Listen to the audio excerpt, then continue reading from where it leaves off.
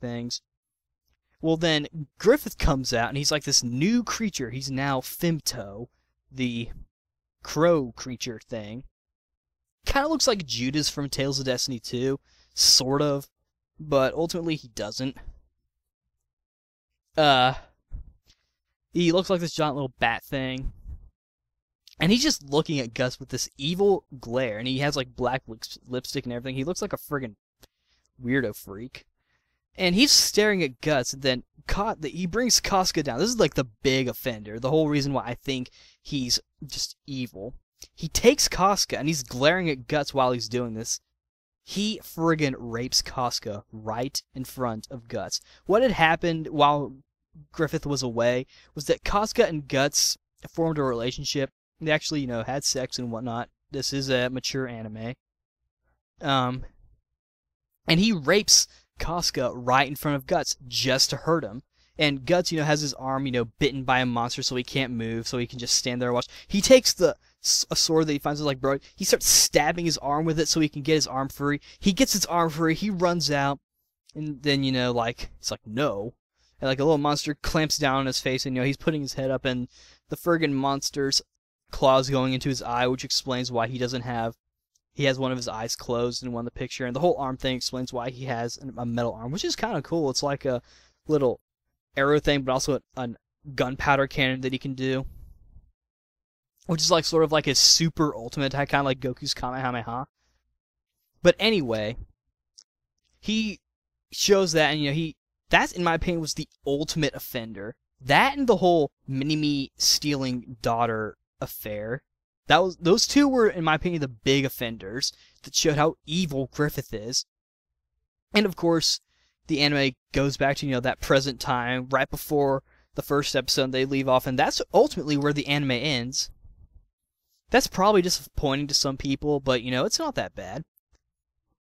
And of course, the manga's picked up afterwards. Don't think that the entire series is over. There's actually a second anime coming out, which is going to go through all the stuff that I covered. For one thing, Guts he's going around killing all the people who have the Baylets. And because Casca got raped, she's now mentally ill, and Guts is trying to cure her by going to Evilheim. There's a new character that emerged called the Skull Knight who rescued the entire group and almost killed the main leader of the Hand of God named Void, who's also served as the narrator for the anime.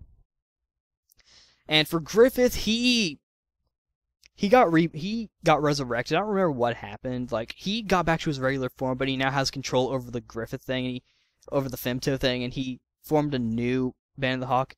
And because now he's stronger than Guts, he actually goes back to loving Guts again. He's like, hey, do you want to join my group? And Guts is like, no, I don't want to join your fucking group. And Griffith is like, okay.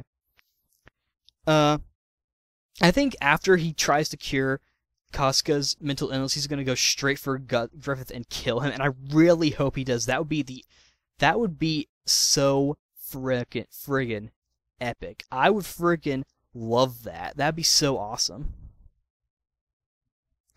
And of course, Guts, he forms a new group of friends. He gets like this fairy guy named Puck.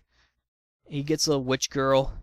He gets a bunch of people to join his team. The manga's continued over, and he gets this thing called Berserk armor, which I think is why the series is called Berserk, because it talks about, his inner rage, which is what happens. And the Skull Knight is apparently also uses the Berserk armor, but, that's, what happens. So that's the reason why I think Griffith is the ultimate villain. Moving on to another character, Casca, who I mentioned before. She's the heroine of the story. She falls in love with Guts, but at first she doesn't like him. She's alright. But I think I have to mention, she gets raped so many times, or at least almost raped. She gets raped in the beginning as a child, or not in the beginning, but as a child, when a nobleman buys her to, be a slave. And then a few times as, by soldiers, which is sort of like character episodes for Casca, because she has to deal with being a female knight. And because it's like the enemy doesn't care about your condition or what sort of person you are or what your gender is or your female problems. He literally says female problems. Anyway, and then another time, and of course by Femto, but then another time because Guts, it's probably stressful having to deal with someone with Kasuga and her mental state. It's not like something where she's she can't like do anything. She just has this like surprised look on her face. She sometimes mimics people. It's sort of weird. She looks like a little slave girl. And of course, he bites her titty. That's what like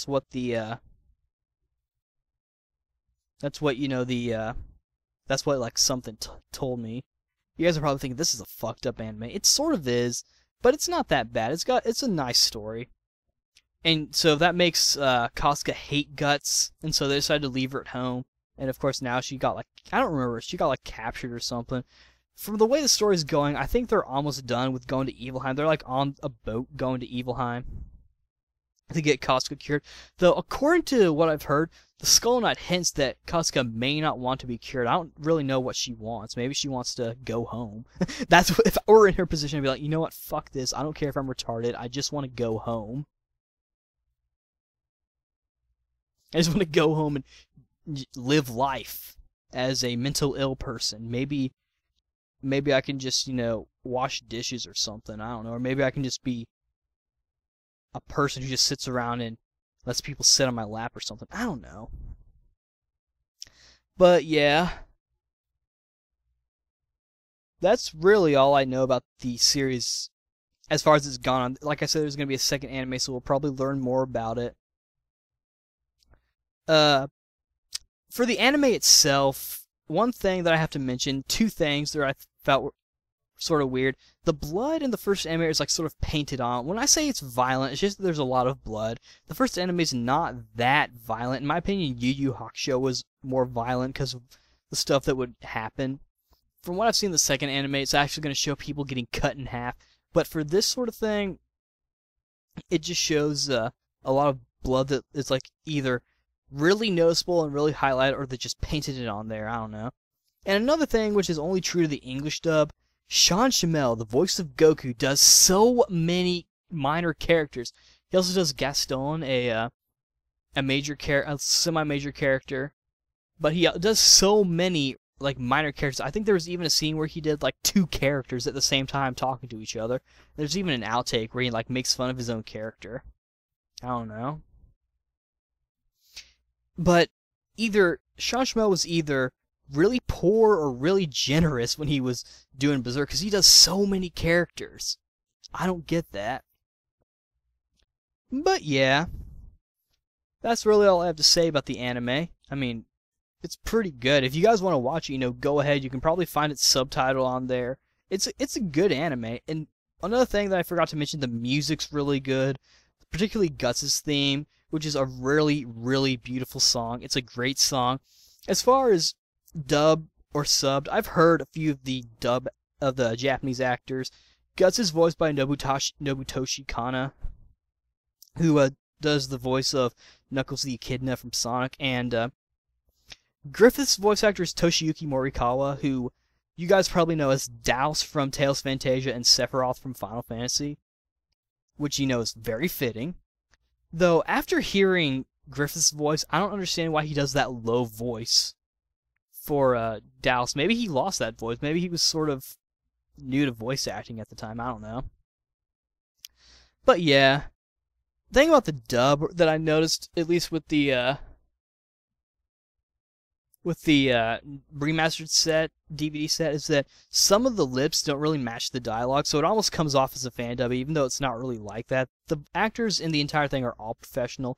Griffith's voice actor was in a friggin' Walmart commercial, and he's also a singer. Guts' voice actor was, I think, Zoro, or Zolo, or whatever you want to call him, in the 4Kids dub of One Piece. I don't think I've heard anyone else. I mean, we obviously know who Sean Schemmel does, and everything, and he obviously makes the big bucks, but yeah, that's really all I have to say about it. I would recommend it. It's actually one of my favorite animes, not to really give anything away about that one list, but yeah, I'd recommend this one. So this is Flamzeron. I'll see you later. This thing is friggin' 32 minutes.